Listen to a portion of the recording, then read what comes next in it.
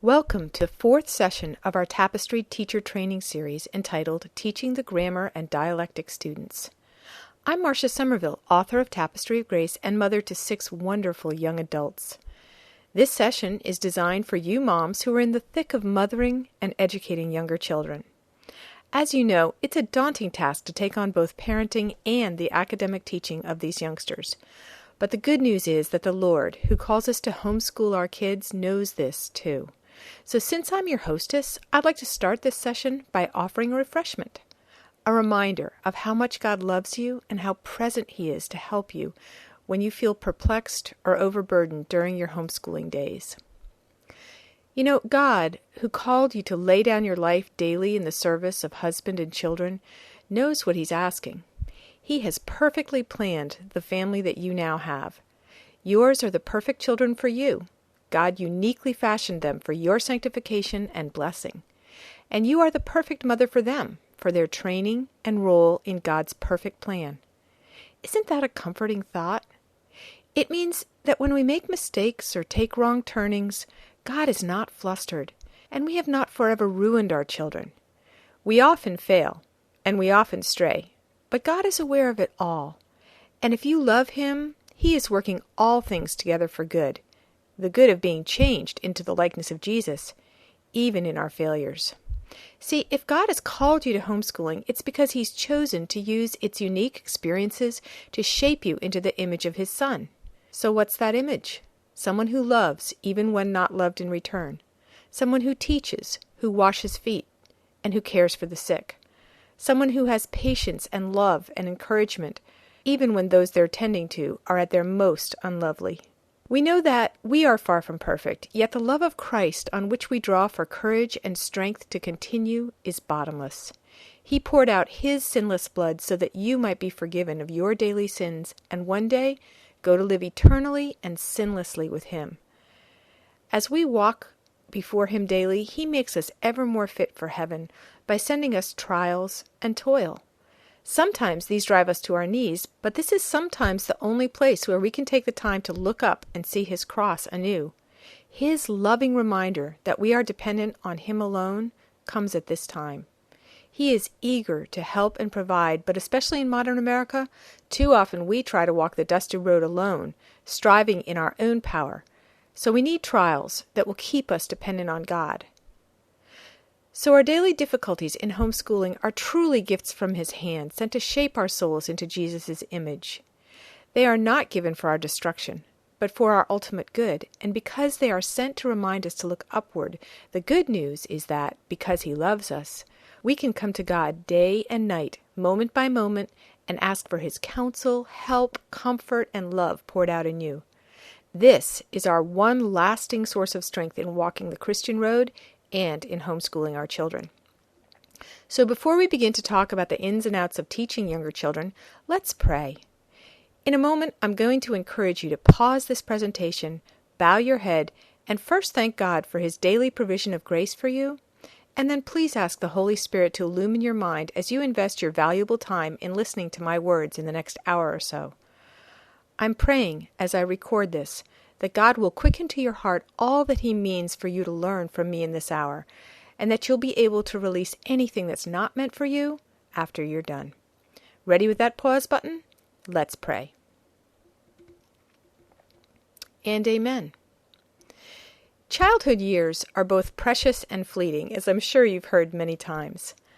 I'm through them now, but looking back with the perspective of hindsight, what I remember most in terms of difficulties during this phase of parenting was that there were so many good opportunities for educational activities that I often felt overwhelmed. I loved my kids, and I desperately wanted to be the very best that I could for them, no matter what it cost to myself.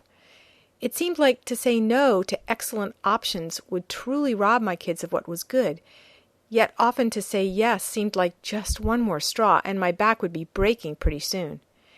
Every other homeschool mom that I met seemed to have at least one aspect of her teaching or home life that I wanted to emulate. There were a lot of voices that I gave authority to, and sometimes I became discouraged as I tried to do it all. And I was often fearful that I would ruin my kids' lives if I made wrong choices. So that also led me to overdoing. One of my purposes in this session is to help you to discern some of the typical characteristics of your kids' minds and hearts in the grammar and dialectic learning levels. It seems to me that you younger moms need a trusty winnowing fork to help you sort out the opportunities that life presents and help you major on the majors so that you can be more successful in raising and training your children. If I can help you to identify the core needs of your children at different stages of learning, then you'll be able to better identify options that are not best for your children's learning level, to say no or maybe later to these, and to be more secure in the choices you make for your children. Since this is a Tapestry Teachers Training session, we will spend some time looking at ways that Tapestry is designed to help you capitalize on the strengths of these learning stages, so that you can teach directly to those strengths and not spin your wheels and use up family energy where it's not productive. You know, Tapestry has often been analogized to a buffet, and moms who are new to Tapestry can be quickly overwhelmed when viewing the array of suggestions that we have to offer. Another way that this session will benefit Tapestry users is in helping you to prioritize proper menus for each of your kids.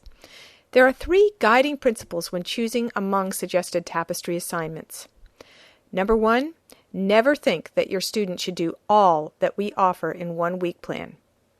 Number 2, be aware of different modalities, learning through eyes, ears, and activities that we discussed in detail in Session 2, Lesson Planning 101, and use that awareness to keep lessons varied and thus interesting. And number 3, understand the common characteristics that most children share at each basic learning level so that you can get the most out of each lesson and spend less time spinning wheels or assigning busy work. That's the main topic that we'll cover in this session. One reason I wanted to bring you this session is that Tapestry assignments are given for learning stages, not for specific ages. If you're new to homeschooling or to classical education, you may not yet have learned to approach academics in stages, not ages. Many of the underpinnings of the Tapestry guides assume this critical understanding, so it's worth taking the time to understand it thoroughly. And this brings me to an explanation of classical education. When I've been privileged to teach at state conventions around the country, I often start a session that I do entitled Teaching with Tapestry of Grace by asking 2 questions of the audience. First, how many of them have heard of classical education? Usually, the whole roomful of folks raises their hands. Then I say, good, put them down. How many can explain what it means to someone who doesn't know? Usually, only about a third of the audience raises their hands on this one. Many moms know this buzzword, but few understand the basics of this educational philosophy. And since Tapestry of Grace embraces much of classical education philosophy and draws heavily on its strengths, it's really important to know what its goals and ideals are. Since some of us may be new, I'm going to give you the briefest of overviews of the basic traits of the 3 major learning levels identified by classical educators. Classical education is a system of instruction that evolved during the Middle Ages. You know, in medieval times, not everyone went to school, but they still needed people who could read and write and cipher, so they developed a method of instructing students in a very limited body of knowledge that was known back then. This is before the age of the printing press. Basically, they developed what became known as the Trivium, and Trivium in Latin means 3-way. The body of knowledge that was to be given to students before they entered university was given first at a grammar level, then it was given at a dialectic level, and then it was given at a rhetoric level. And this is where we get these 3 terms. When you were done with the Trivium and you had passed all your tests, you went on to university and studied the Quadrivium, which was 4 different major subjects which made up the entire body of learning at that time at university. There, students would watch scholars debating opposing positions on things with which they were very familiar from the Trivium, and they would develop their own positions and go on to be university professors, or some of them would go into business or government. But there was precious little of it back then, so most of them stayed in university. So this was how the intellectuals were developed. They were developed by first learning the body of knowledge for themselves, then watching master teachers debate, and then finally drawing their own conclusions. Thus, the medieval scholar learned first to read in Latin, then to argue in Latin, and then to persuade in Latin. Now, what's interesting is that these medieval learning stages, grammar, dialectic, and rhetoric, happen to coincide with distinct stages of human development. Amazingly, the medievals seem to have figured out that human stages of growth and development jived with certain kinds of learning. So they learned to read in Latin as young children during the grammar stage. That involved memorizing and understanding the Latin language very thoroughly. Then they learned to argue in Latin when they were in what is today called junior high, in those years before, during, and after puberty. Then they learned to persuade in Latin, the rhetoric stage, which goes from after puberty into adulthood. Now what I'm going to do is quickly give you the central features of each of these stages, and then we're going to spend the rest of this session only looking in detail at the grammar and dialectic stages. Now, children who are in the grammar stage are today in grades K through 6. It's those elementary years. We call it elementary school. And these kids, the big news about them is that they love to learn facts and memorize. As a matter of fact, this is so prevalent of this age that it's been dubbed the parrot stage of learning. The dialectic stage is our junior high, but it extends on both sides a little more. Your child can come into the dialectic stage anywhere from 6th grade to 9th grade, and they can leave it anywhere from 8th to 9th grade typically. Most 10th graders are out of this stage. We call this the age of connections, or the O stage, or the PERT stage, because children in this stage develop a keen interest in debating. And then there's the rhetoric stage. These are the high school years. They can start as early as 8th grade, and they pretty much have to end in our culture in 12th grade, because then students have to go on to either a vocation or higher learning. This is the stage of true analysis and synthesis. They call this the poet stage because students are asking about the meaning of life, why they're on earth, why they're put here, what they should do with their life, those kinds of questions. I address that in quite a bit of detail in my session 3, Gaining a Vision for Homeschooling High School. So these are the bare bones of these 3 stages of learning. Now, with that quick overview under our belts, let's go into some depth on grammar kids. This is a broad category.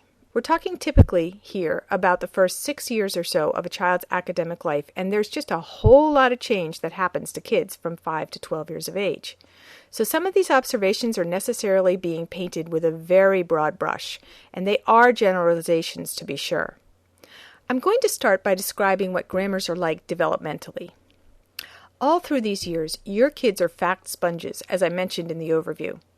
They just absorb facts and remember them. What they're not good at is placing facts into relationships with one another or analyzing complex concepts as we adults do. These things come later, so we need to learn to wait for the analytical years. Here's something else to note. At the start of these 6 years, your little kindergarten and first grader starts out with much more control over what educators call his gross motor movements than over his fine motor movement. This is fancy talk for the fact that young children cannot make their hands and fingers do fine and delicate work. This plays into a number of things like cutting with scissors, handwriting small letters, working with tiny beads, playing musical instruments, and it's just something for young moms to be aware of as they choose their first curricula and take up early formal lessons. Littles also need mommy time. Especially in big, busy families, this value can get lost in the hustle and bustle of academic pursuits. I have a free webinar on my website entitled Tips for Teaching a Houseful, in which I argue for fighting the battle to keep a quiet home. One of the key points in that session is that littles need to gain your attention regularly in order to feel secure, loved, and helped as they work along at growing up and learning their academic lessons. And finally, these are the formative years for character training. You can read some pretty scary studies that tell how early bedrock character traits are inculcated into our littles.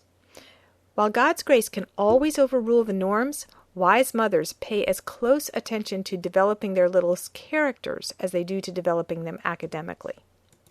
That said, let's talk about the academic part of our mothering job in the grammar years. What should we be seeking to build in them during these years? I'll start with the youngest children and work my way up.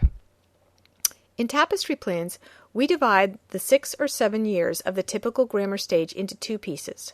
Lower grammar, which is children who are not yet reading fluently and have limited fine motor movement, and upper grammar, fluent readers who can read to learn and thus can work on learning projects independently of mom.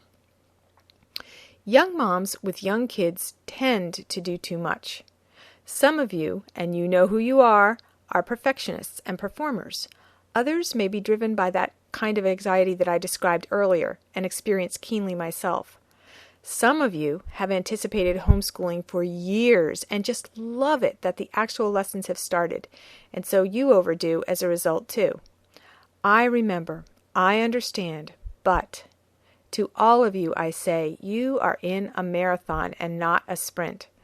Remember that, especially with Tapestry's humanities subjects, you'll be revisiting everything you do during these early years 2 more times at higher levels. For other disciplines like math and science, the orientation for lower grammar years should be to keep it light and fun, while laying a solid foundation slowly and steadily. Remember the great old adage, drop by drop, the bucket is filled. Learning to read is got to be the #1 academic achievement of these years. You are going to want to choose a good phonics program, and expensive is not necessarily better. When I was just starting, I needed a lot of instruction in how to teach reading, but my 6th child was taught to read with simple exercises that involved just paper and pencil. So look around for the phonics program that suits you and your teaching style best. Now, as you do your homework as a beginning teacher, you'll find that a lot has been written about the ins and outs of reading instruction. Do you push early? Do you wait until your child is 8 or 10? Let me just say this as an experienced homeschool mom. Given faithful instruction, it's my experience and the experience of most of my friends that children read when their brains are ready. You can't force it, and it happens at different times for different kids, even within a family. I myself was not a fluent reader until halfway through the 2nd grade. Some of my children clicked at 4 and some at 5. Mine were actually remarkably similar to one another in the ages that they learned to read, but don't assume that all your kids will be. You can think of learning to read as a learning mini-stage. It won't help to force it, and my advice is to try about every 3 months some early lessons in blending phonics sounds into words. If it doesn't take, put those teaching materials away for about 3 months and then pull them out and try again. Your child will let you know when he's ready because he'll just get it that simple sounds blend into words, and from there you can just take off. Now, because our littles can't read to learn, doesn't mean that they can't learn. There are tons of great books out there, and your job before they can read for themselves is to inspire them, teach them, and delight them by making time to read aloud to them regularly. This can be challenging when you have older kids to teach, so make it a matter of discipline to carve out couch time with your littles. And each week, Tapestry guides make it easier for you by offering you a rich list of reading assignments for these non-readers. There are history and literature to choose from, and while history studies are the icing on the academic cake during these years, littles love to learn facts and hear stories of histories through read-alouds. They also like to feel that they are full participants in the adventure of full family learning, and this is why we include assignments for them at this level. There are books, projects, and experiences that can teach them many facts and possibly more importantly, involve them in the intellectual life of the family from an early age. So what else besides reading are academic priorities for little lower grammars? Slowly and carefully, work on developing handwriting skills. Fine motor movement comes slowly, so don't rush your child into writing small letters. But surprisingly, some children need not stick to block letters in these years. You know, cursive handwriting was designed to be the easiest form of the alphabet for the human hand to write, and large cursive letters can be learned earlier than some curricula would suggest, with the emphasis on large. For math, I highly recommend using a curriculum that majors on manipulatives, and again, easy does it. Written mathematics is largely abstract, and workbooks challenge the motor skills of littles. There are lots of years ahead wherein they will solidify math concepts. Early exposure to solid physical models of mathematical concepts is a real help, and though it can look like playing to abstract thought-oriented adults, real learning is going on as you play with Cuisenaire rods, abacuses, and geoboards. Take my word for it. Also, do some fun science. I liked using Usborne books on whatever topics interested me or my kids. You can collect bugs during these years, do fun and simple experiments with air, light, water, simple chemicals like food coloring, and kids can learn the discipline of daily record keeping and observation by keeping plant or weather logs. Again, stay away from workbook science. Opt for the experiential and hands-on science curricula. In fact, hands-on projects that are geared for the level of your youngsters' motor skills are some of the best kinds of lessons in these years. Tactile learning is fun and productive. Pencil and paper are laborious and should be employed sparingly. Non-readers will require more help and supervision in executing projects like building pyramids or making salt maps, but the time that you invest and the messy kitchen that you allow are well worth your effort. A good idea, too, for these littles is to create an art station where your child can don a smock and create pictures with paints, crayons, pastels, or colored pencils to his heart's content. I included Play-Doh, Legos, colored paper, scissors, glue sticks, and other creative toys at my art station when my kids were little. Some stuff, glitter or charcoal or colored sand projects, were kept up high and only used when I could supervise them. Having a fixed place where these materials were well stocked, organized, and contained created a learning station that my kids thought of as a reward for other lessons that were harder for them. Yet this kind of stimulation was just as important for their overall academic development as was any book learning during this learning phase. Another thing you might not think of initially as important is the priority of field trips. Field trips add to your child's fact base. It's one thing to read about firemen, for instance. It's quite another to visit a fire station, talk to firemen, see the size of the trucks, and hear the volume of those sirens up close. Whether to a nearby museum, places of business, historical places, or simply far-off regions of the country where the botany and wildlife are different, try to make field trips a priority in the grammar years. And finally, let me quantify it for you. Generally speaking, you want to keep it light in this phase. I would say that the little non-readers should spend no more than 1.5 hours a day, max, with academic lessons, the kind that ask them to learn and concentrate and maybe use pencil and paper. The rest of the day can be filled with enrichment activities that delight and develop your little people. Now let's move on to the fluent readers. In Tapestry nomenclature, we call these the upper grammar kids. It may surprise you to learn that these can be the most independent learners in your home. While they continue to be fact sponges, fluent readers can learn from reading without your help. So, make tons of books available during this stage with lots of pictures, historical fiction, scientific diagrams and experiments, etc. This is where your public library becomes invaluable, but if you're not blessed with a good one nearby, try hitting the yard sales and used bookstores. They can be your best resource for loading up the fact banks for your developing children. As they take off into the fluent reading phase, you'll want to check at first that they're retaining what they read on their own. Some learning disabilities can show themselves as the child begins to read independently because, though they may be really reading, he may not be grasping what he's reading. For some students, this same inability to grasp doesn't indicate learning disabilities at all. The student just hasn't made the connection yet between input and output. It's in there, but he has yet to learn to both capture for himself and then express for others what he's learned. Now, the practice of narration is a great tool for this kind of training. After the student's been reading for a while during your day, try calling him over to you or sitting down next to him and asking some leading questions that get him to tell you what he's been learning. Questions like, who was your favorite character and why? Or how did the story start? What happened next? Etc. This type of questioning and teaching is part of an educational philosophy commonly referred to as the Charlotte Mason style of teaching. And if it's new to you, you might want to read up on her philosophy of education from internet resources. It gives you another tool for your teaching bag. Remember, narration is just relating what the youngster has learned. You aren't trying for analytical discussion at this stage. That's a rhetoric stage skill. These are also excellent years for memory work. Bible verses, states, capitals, geography work in general, etc. So one of the things that upper grammar kids need for you to do is to plan and then keep them accountable to regular memorizing and recitation. In math, these are the years to solidify the basic functions of arithmetic, addition, subtraction, multiplication, and division, etc., without pushing them too soon into analytical math like algebra. Again, manipulatives remain helpful, and slow and steady wins the race. It's a marathon, not a sprint with mathematics. It's a mystery to me why some curricula introduce abstract math concepts during these years.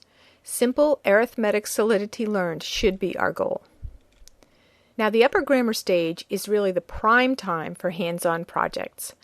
Fun learning and making memories are important grease for the wheels in these years because the memory work they do is repetitive and can get old, and the pencil and paper work is still laborious for these littles.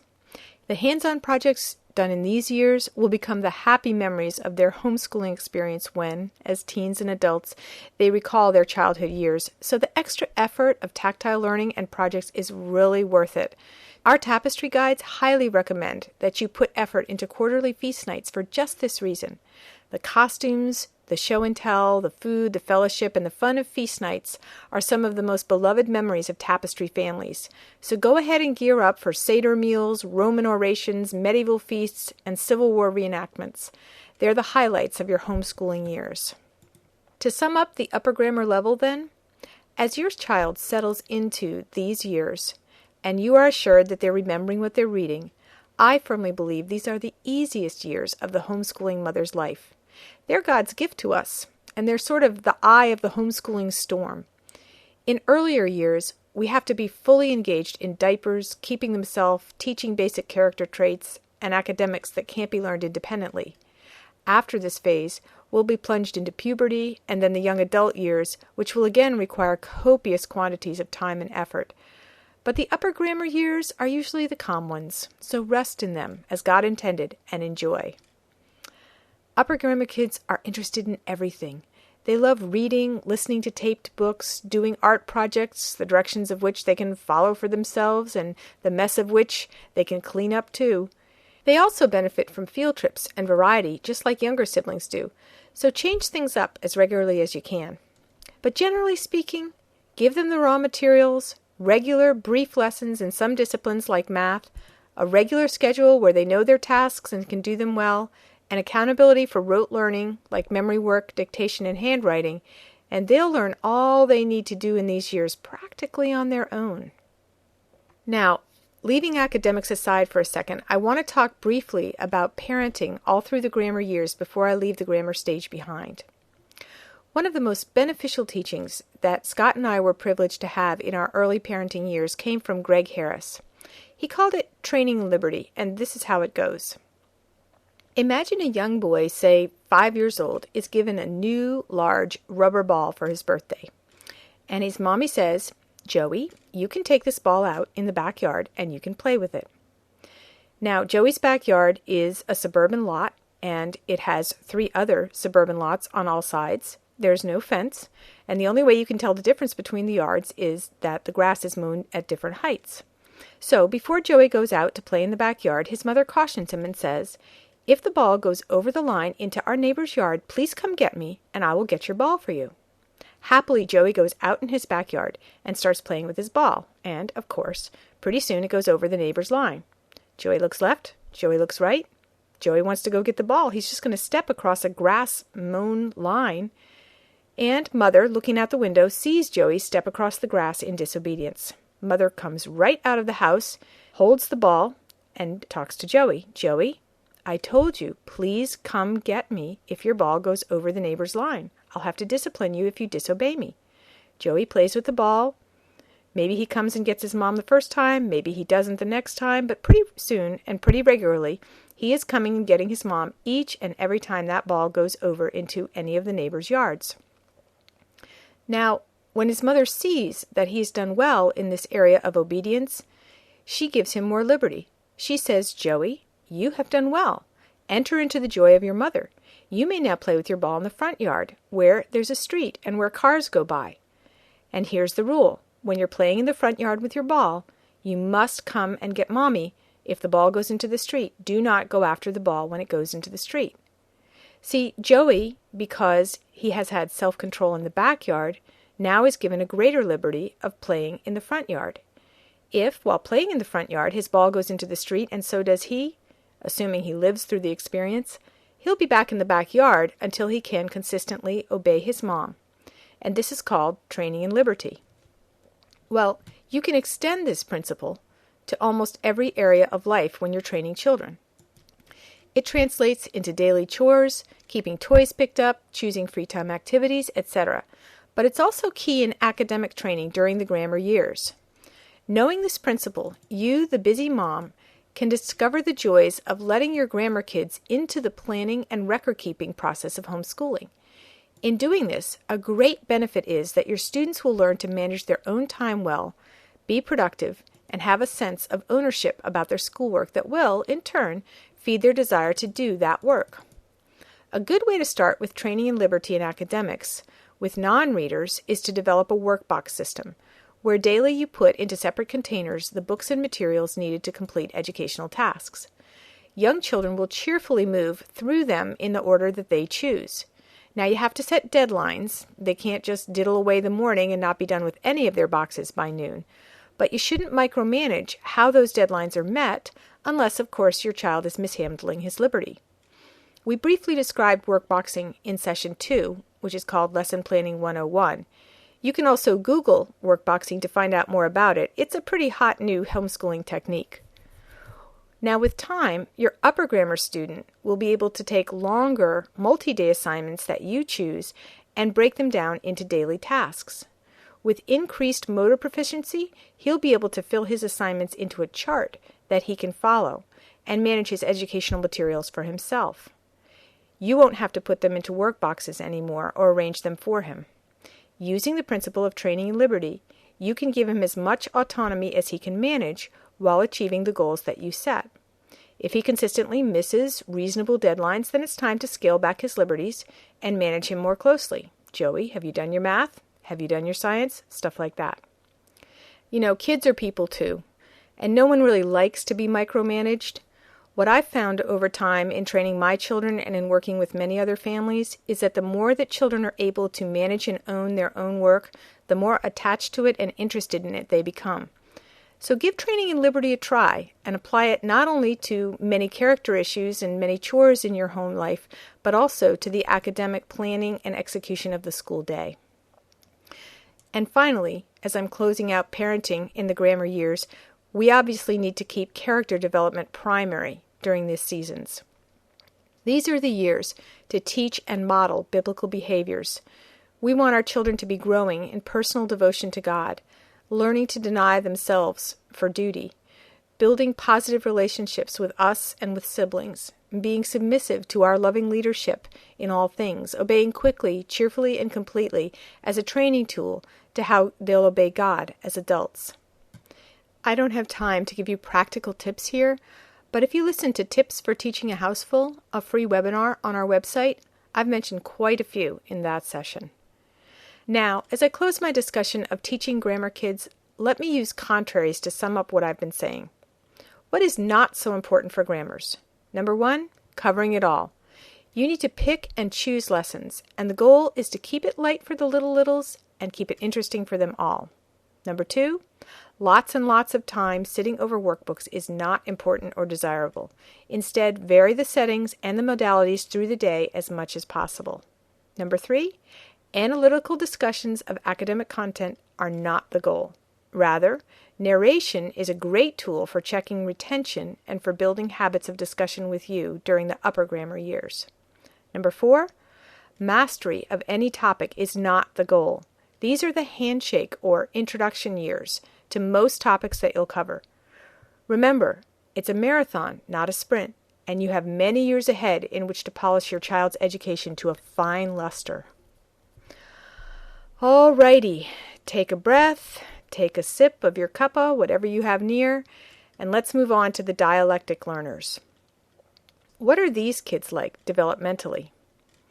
Well, physiologically, the dialectic stage is centered on one huge event, puberty, which will bring huge changes to your child, your parenting approaches, and your family dynamics. Let me explain what's going on in your child's brain and body during puberty. To explain it, I'll start with butterflies. We all know that they start off life as worms, spin cocoons or chrysalises, and then emerge a few weeks later as a totally new creature, a butterfly. But did you know that while the worm is in the cocoon, its body literally melts down into just a few cells and then regrows as an entirely new creature that we call a butterfly? The difference is so profound that this is why it's a symbol for the rebirth in Christ, and we see the butterfly on a lot of Christian posters or literature. Well, in layman's terms, the experience of the butterfly's body is the experience of our dialectic kids during puberty. Basically, their brains melt down, and then they reconstitute new channels for processing information. Brains in this stage literally begin building roads along which information will flow. The more one thinks about a subject, the more roads the brain builds. There are superhighways in the brain's information system, and there are byways. It's all very fascinating. Our poor kids, though, not only do their brains melt down, but their bodies change. Girls grow breasts and start menstruating, boys shoot up and their voices drop down and they get acne. Both sexes find themselves far more self-conscious and also conscious of the opposite sex. Given the hormone floods that dictate all these bodily changes, it's really a difficult time emotionally. Girls start dealing with the swing of emotions caused by menstrual cycles. Boys are dealing with floods of testosterone that build their muscles, but can also make them moody or angry, or have them break down crying for no good reason. So this dialectic stage can be a tough time for both kids and parents, especially if parents are unprepared. Our pride, our legalism, our tyrannical spirits, or our overbusyness are often exposed by our kids' changing bodies, relationships to us, and the amount that they need us. As difficult as it is, this can be a good stage for our sanctification if we're willing to change along with our kids. Now, as their brains are changing, students in this stage delight to learn of connections between the facts that they've previously learned, which can lead to this being an age of arguments because, as they connect facts, they are newly aware of contradictions and discrepancies in all areas of life, including ours. They can begin to say, "Mom, how come last week you said X, but now today you are doing Y?" Such questions can turn into challenges, and if there are existing behavioral issues, relational tensions, or if there's prideful and dictatorial attitudes on our parts, tempers can flare. On the flip side, argumentation is an important skill. So while the student is in the early age of newly challenging everyone around him, including you, walking him through conflict resolution biblically, teaching methods of godly appeals to persons in authority, and teaching established rules of logical argumentation are so important. Teaching your child to argue respectfully and submissively is a great way to harness the urges that are so strong within him, and it will make life more pleasant for everyone. But it will also take time and patience on your part that only the Lord can give. However, we said at the start of this session, He's oh so eager to do so. Let's look at the academic adventures that are in store for the dialectics. How can we best capitalize on this age of connections, this oh stage? First, know that all of the rote training and fact input that you invested during the grammar years now comes into play. As puberty unfolds and the kids' brains are rearranged, their intellectual drive is to make and understand relationships between the facts that they know. If you will, they are taking a loose bunch of data and creating tables, graphs, and models into which they will then place known facts and go on to insert new facts as they encounter them. This being true, in all academic disciplines, make a shift in your goals. Move from thinking that your role is to make sure that they've comprehended what they've studied independently, to helping them find the connections between the facts that you can assume that they really have already taken in during their independent reading. For some moms, this is quite a shift. Teach yourself this: students who can read to learn really do learn by reading. The new trick for the dialectic teaching moms is to aid students in mentally organizing their facts so that they can retrieve them and relate them. Because we adults have done this for so long, we forget that there was ever a time when finding the main idea or extrapolating a concept from prose was difficult. Most young dialectics need more direct training from you on how to do this than you might first think. Let's take Tapestry studies as a prime example. In the grammar years, except for the Bible survey track in year 1, we do not offer any questions or discussion outlines. This is because, as I said earlier, narration is the most that you need to do in order to solidify facts and check comprehension. By the end of the grammar years, the average student is reading voraciously and remembering the facts that he's reading independently. Once students begin studying at the dialectic level with Tapestry, we don't have you spending time checking their comprehension. Rather, in history and literature studies, we begin to offer questions or worksheets for them that help them make the connections for themselves, independently. History questions, which also double as worldview questions, especially prepare the students for a discussion with you midweek. These are termed accountability and thinking questions in the student activity pages.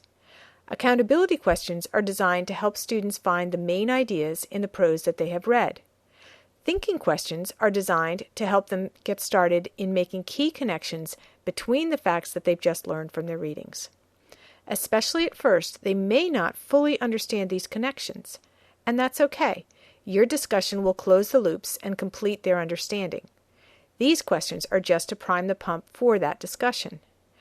Now, when they first take up these questions, you'll most likely need to show them, question by question, how to find the answers using book indices, tables of contents, and skimming techniques. Usually, most dialectics need you to walk them through each and every question for the first unit, but by the end of the year, most dialectic students will be answering most of them on their own. Part of the skill set that they need to develop to answer these questions easily is to know how to read for the main idea. Again, many parents are unaware of the need to teach this. Within the Tapestry writing component, a few weeks of each dialectic year are devoted to simple exercises involving encyclopedia articles and worksheets found on the Writing Aids disc that enable students to develop the skill of reading for the main idea. You can also teach them this skill or reinforce it by training them to read their accountability questions and thinking questions before they start their assigned readings, so that they'll know what information they're looking for. Again, they're associating the facts that they're reading with bigger matrices. What is the main idea? This is new for them, and that's why they need your help. We don't seek to spoon-feed dialectic students in the Tapestry learning system.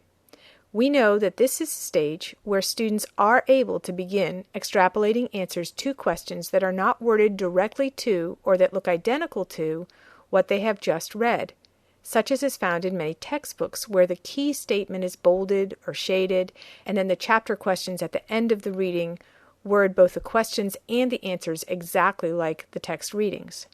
Consequently, some parents worry that the answers to the accountability questions or thinking questions are not to be found in the resources that we recommend. This is not the case. If your student is reading both core and in-depth history assignments, the answers to the accountability and thinking questions are there, but the student needs to develop the skills that I'm talking about to recognize and retrieve them. For accountability questions, the answers are usually pretty obvious, at least to the trained adult, because these cover the main facts of the weekly topic.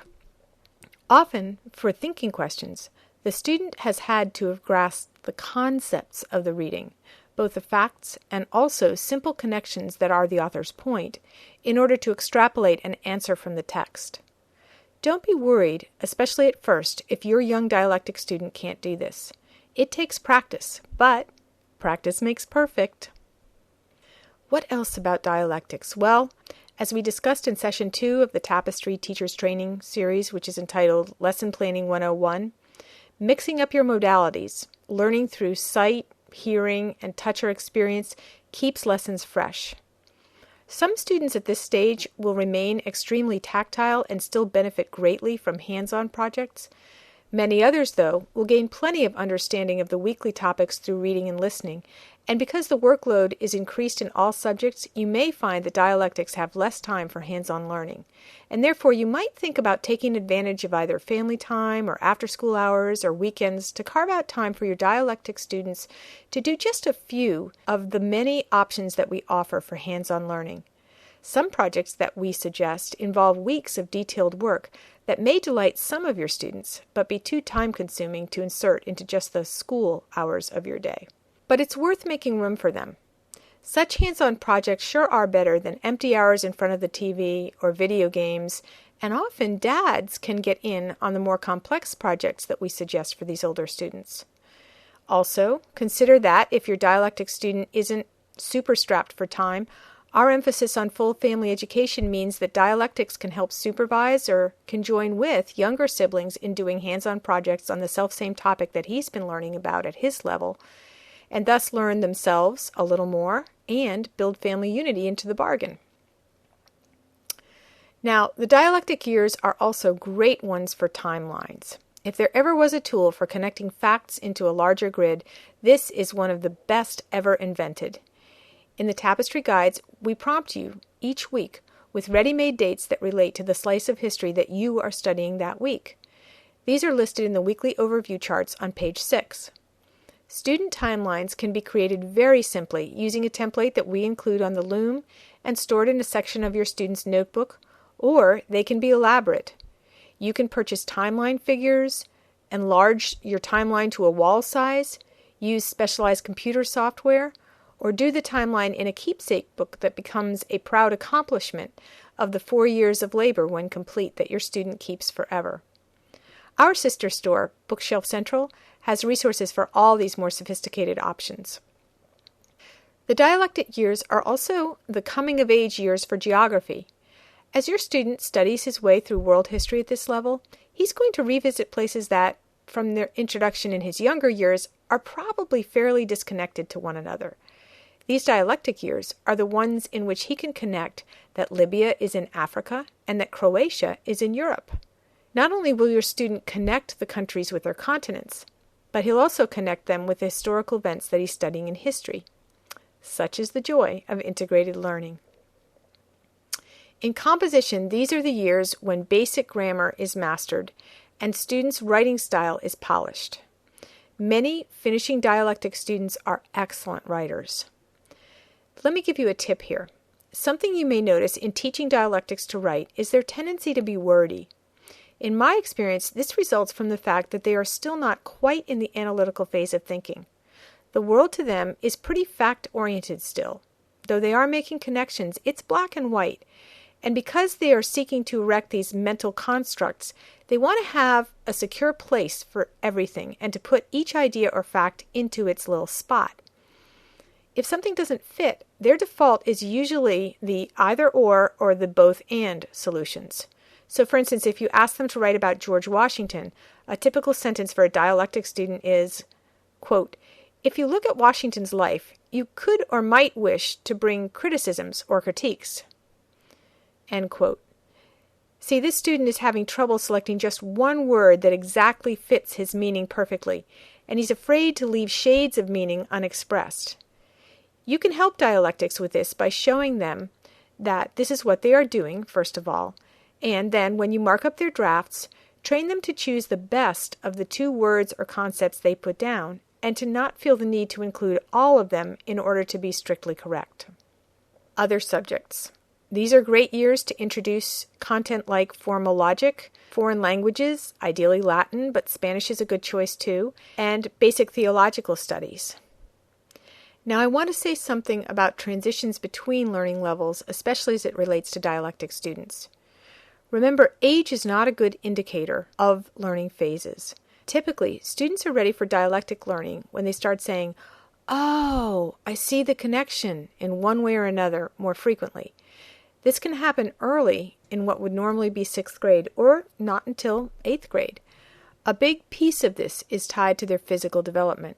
So as puberty approaches for each of your children, be tuned into the physical changes that you can see, and know that they indicate internal changes in the brain that you can't see.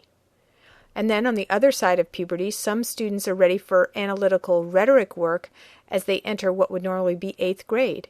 And then some don't leave the dialectic phase behind until after their 9th grade age year. The great thing is that, with Tapestry, you can be highly responsive to these changes. When your student makes a step from one learning level to the next, Tapestry guides afford you complete flexibility. If your student starts the year as a dialectic student and then is clearly leaving that phase by Christmas, you can simply buy rhetoric books and shift teaching discussion outlines to begin the next unit of Tapestry, or for that matter the next week plan, at a higher level. Not only this, but you can step your kids up or down subject to subject. Because learning level transitions are tied to the organic, they can be uneven. A child may be very ready to step up in history, but not in literature or composition. Tapestry's built-in flexibility means that you can keep a child in dialectic literature or writing assignments, and yet move him up into rhetoric history.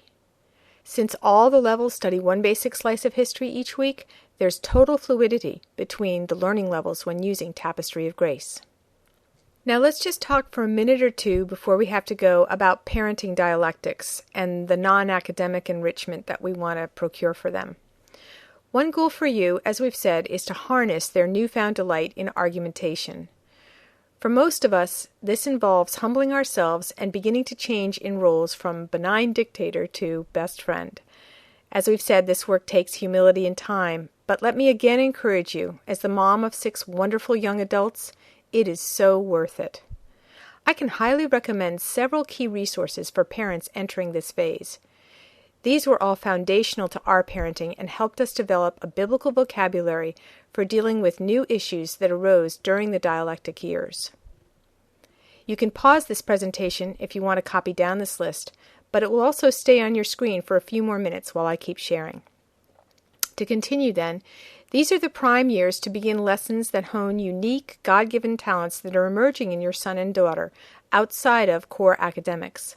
Such activities as music, art, joining clubs with specific interests, engaging in sports teams, etc. These are great additions to your child's life if they're possible. To promote family unity, you can look for activities that all family members can engage in together. Examples are soccer and swimming, where boys and girls tend to practice and also have matches at or near the same time and facility. Animal husbandry in the context of 4-H club membership might be available if you live in a rural area, or vegetable gardening together. Keeping all your children doing some activities together, even if they're not some kids' first choices, teaches them valuable lessons. Not only do they broaden as people as they learn new skills that they might not have chosen, they learn to prefer others in honor and to become joiners even when joining is not their preference. In other words, they learn service and having less focus on self, a chronic issue for dialectics, and might find that they actually enjoy the activity more than they thought they would. They also stay closer with siblings through shared experiences. Finally, the late dialectic years can merge into rhetoric ones before you know it, or they can seem to drag endlessly on if you have a late bloomer.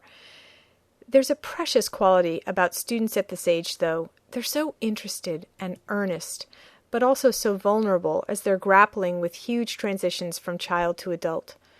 Though they can be irritable, irrational, rebellious, and emotional on certain days, this just means that they need more of our love, our understanding, instruction, and protection. They need it all the more.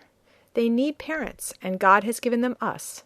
The days of each season are in the hands of the Lord, so I encourage you to enjoy this one with your youth as long as it lasts. Well, that concludes this collection of thoughts on how to teach and parent grammar and dialectic students. I'd like to encourage you one more time to listen to that free webinar entitled Tips for Teaching a Houseful. It's very complimentary to this session and goes into more detail of how to manage daily life for both of these seasons of mothering. Thanks for investing your valuable time in today's session. It shows both your humility and your love for your children when you come to learn about how to better serve and instruct them. I pray that your walk with Jesus will grow ever more strong as you follow His leading in homeschooling and look to Him to be your source of strength, direction, and courage throughout your journey. God bless.